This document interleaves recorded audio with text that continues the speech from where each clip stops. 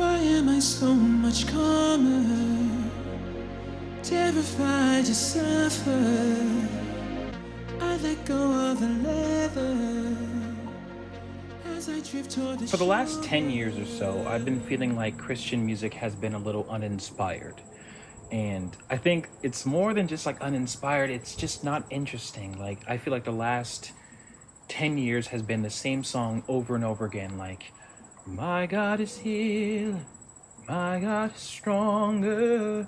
Like, they're all in that same, like, tonality, right? So I'm like, let's do an interesting experiment. What makes a good Christian song?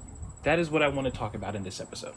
Please like, share, and subscribe. And as always, this episode is brought to you by NutriShop Parker. It is your one stop shop for high quality supplements, protein powders, and wellness products that actually deliver. Whether you're building muscle, burning fat, or just trying to feel better every day, NutriShop's expert team can help you find what works best for you. If you're local to Colorado, stop by their Parker location for a personalized experience. And if you are tuning in anywhere in the USA, use code BRANDON at checkout for free shipping on your order. Fuel your goals the right way, the NutriShop way. All right, let's go. So, what makes a good Christian song to me, and a critique that most people have when they think about Christian music, is it's so me centered, myself centered. And I guess the question I'd like to pose is, does that make a Christian song not a good and or not a Christian song entirely? The reason why I want to critique that is because some of the most beautiful music in the Bible is the Psalms.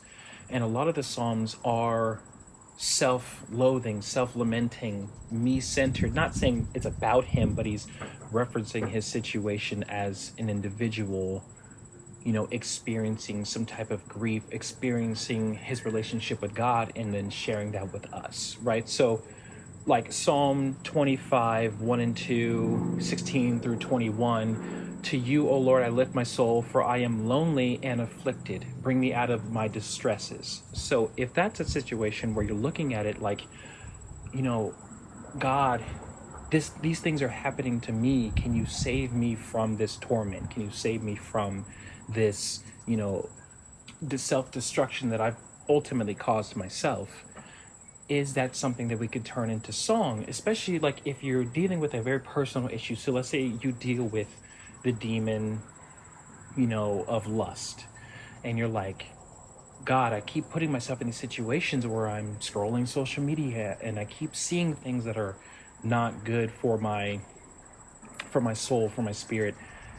And then you make a song about a specific situation that kind of explains how you prayed your way out of it, how God delivered you from that situation, the steps you took to get to the other side of that situation. Is that not a good song? Right? So, how I view Christian music, of course, is just straight a praising of God's goodness, in singing of God's goodness in song. And I think that it's, in my personal opinion, it's okay to sing me centered songs if you're pointing it to the one who got you out of the situation of what you're singing it for. Like, if you're like, that's a complete contrast to modern pop and R&B music, where they're mostly just singing about their own self-glorifications, their own self-interests, to the degree where they're they're only crediting themselves with deliverance. They're only crediting themselves with their status and where they've gotten in life. And even if they have a very personal, intimate song about things that did not go well in their life, they're still giving themselves or other people credit for them getting to the other side of that. When in Christian music, in what I've heard, or at least what a lot of Christian artists tried to do, is explain that it wasn't them that got them through the situation, right? And maybe that's more of an educational type of church song, educational kind of Christian song, but it is something to ponder. I do not think that all the over influence on me centered music is just a starch negative. I think there are very positive takeaways that you can get from having a me-centered song. Of course, a lot of these Christians, you have to discern if they are actually Christian, right? That is a whole different conversation. If they are singing a me-centered song and you don't believe, or they've shown evidence that they don't actually practice what they preach, or they don't believe what they're sharing, that's a whole different situation, right? So in terms of like what a psalm is, I kind of mentioned it before: a lamenting, confession, cries for help, expression of trust or distrust or untrust, excuse me, in hard times. And they're also very personal, right? And that's how I approach songwriting. That's how I approach the art of songwriting. Is it has to be from a very, very intimate, personal place. I think other artists, write from a general sense, like Amazing Grace, I would say, is a song that's from a very general place. Like, Amazing Grace, how sweet the sound, saved a soul like me. Yeah, I would say like anybody could sing that and find themselves in a situation. And I think the popularity that rap music has gotten over the years has been from a place of actual, way more personal music that people also find themselves in. And you don't have to use like the stereotypical kind. Like the stereotypical rap music is about, money, getting super rich, driving nice cars, which the average person is not engaging in, and not, it wouldn't be able to relate to that. But the overarching theme of wanting more out of your life, overcoming, they still have those themes, and that's what's popularized it in rap. And I'm wondering why Christian music has kind of stayed on the very, very general side of not wanting to get too personal in the life of the artist, get too personal in the writing. And I don't know if that's a good or bad thing, right? Just my opinion on that, that I've noticed that the top Christian artists typically sing the most general lyrics.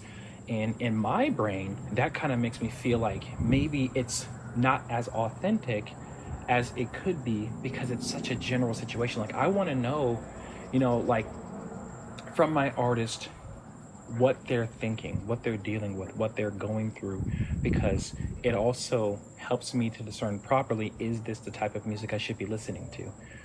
Just because it's a Christian artist doesn't mean it's the best music for me to listen to. Like, I don't know if I have a great example of that, but I know Kirk Franklin is always on the, not the chopping block, but the critique block for, how he does his personal life, right? But he's always on that type of scrutiny when it comes to that. And I wonder if it's because he shared too much of his personal self.